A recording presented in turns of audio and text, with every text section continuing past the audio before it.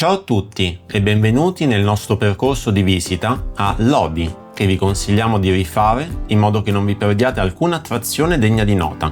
Sebbene questo capoluogo di provincia della Lombardia non sia una meta principale di turismo, nasconde in realtà delle bellezze inaspettate. A Lodi potete venirci in treno, infatti la stazione è a 200 metri dal centro, oppure, come noi, in macchina. Riteniamo che sia possibile parcheggiare agevolmente poco lontano dal centro. Avevamo valutato il parcheggio Matteotti a pagamento, ma per fortuna ci eravamo accorti che la domenica chiudeva all'1 del pomeriggio, quindi avremmo perso l'accesso alla macchina. Di conseguenza abbiamo proseguito verso sinistra e trovato un normale parcheggio gratuito in un'area residenziale. Per andare verso il centro storico di Lodi vi consigliamo di camminare per il corso Vittorio Emanuele II. Qui potrete vedere da fuori Palazzo Barani, un edificio nobiliare seicentesco. Incamminiamoci oltre, anche con il naso all'insù, e arriviamo a Piazza della Vittoria, detta anche Piazza Maggiore, la piazza principale e molto ampia del centro storico di Lodi. Ma si dice Lodi o Lodi? Lodi. Lodi. Lodi. Questa è una piazza immensa, quadrata, con 74 metri di lato. Si dice che sia una delle più belle piazze d'Italia, con i suoi porticati con colonne e l'eleganza dei palazzi prospicenti, molto diversi tra loro per colori e dimensioni.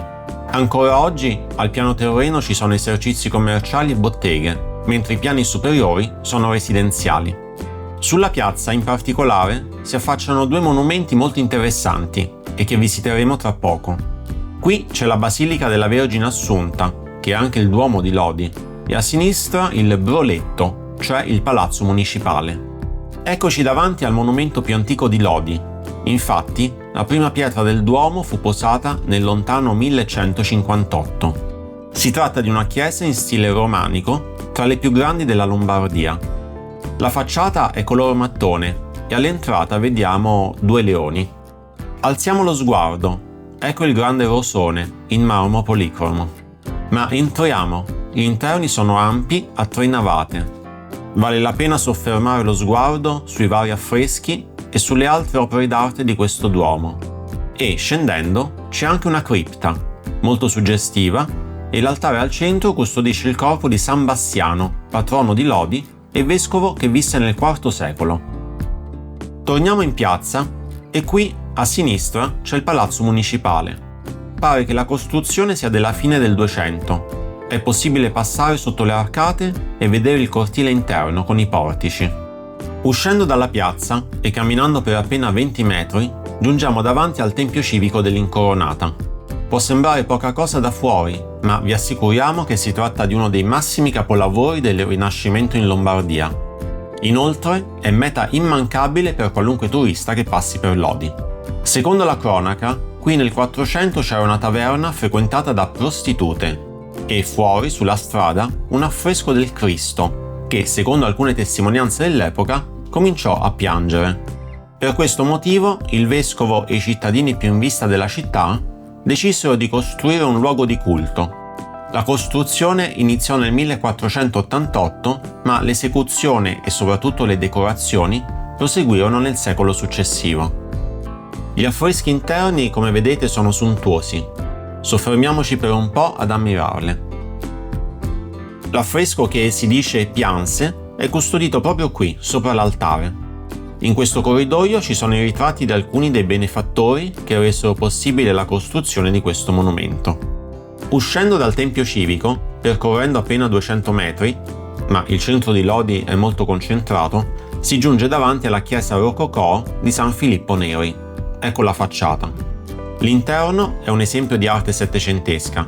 Guardiamoci attorno e soprattutto alziamo lo sguardo per ammirare l'affresco dell'Assunzione della Vergine. Anche gli altari laterali meritano di essere visti. Ogni città ha il suo fiume e Lodi ha l'Adda. Potrete rendervi conto delle sue dimensioni percorrendo Corso Adda e incamminandovi sul ponte di via 10 Maggio. Tornando indietro, troviamo alla nostra sinistra la chiesa di San Rocco. In passato c'erano 4 chiese di San Rocco a Lodi per difendere i 4 angoli delle mura cittadine. Anche qui ve n'era una antica, ma era così mal ridotta che all'inizio del Novecento fu demolita e ricostruita ex novo. Quella che vediamo ha infatti poco più di un secolo di vita. Tornando verso il centro, ma poi girando a sinistra, troviamo la chiesa di San Francesco. Purtroppo abbiamo potuto solamente visitarla da fuori perché era chiusa, ma se avete avuto la fortuna di poterla visitare all'interno, fatecelo sapere nei commenti. Vogliamo sapere cosa ci siamo persi. Camminando per altri 300 metri, giungiamo alla chiesa parrocchiale di San Lorenzo Martire, in stile romanico. Si tratta probabilmente della chiesa più antica di Lodi, iniziata nel 1159. L'interno è degno di nota perché ci sono molte opere d'arte. Guardiamole insieme. Speriamo che Lodi vi sia piaciuta e di esservi stati utili in questo video. Trovate la cartina del nostro percorso di visita giù in descrizione nel video. Vi invitiamo a iscrivervi per ulteriori contenuti sui viaggi e a presto. Ciao!